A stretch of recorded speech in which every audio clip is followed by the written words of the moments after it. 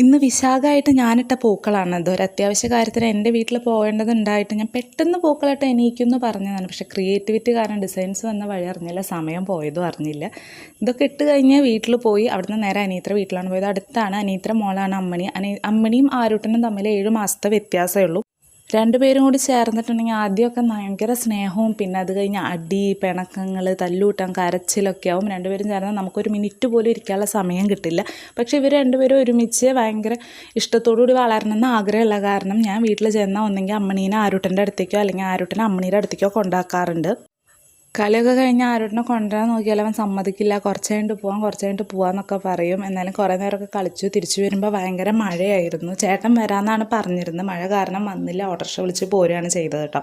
അപ്പോൾ ഇന്നത്തെ വീഡിയോ ഇഷ്ടപ്പെട്ടെങ്കിൽ ലൈക്ക് ചെയ്യുക, താഴെ കമൻറ്റ് ചെയ്യുക, നമ്മുടെ ചാനൽ സബ്സ്ക്രൈബ് ചെയ്യുക. അപ്പോൾ അടുത്ത വീഡിയോ കാണാം. അതുവരെ ടാറ്റാ.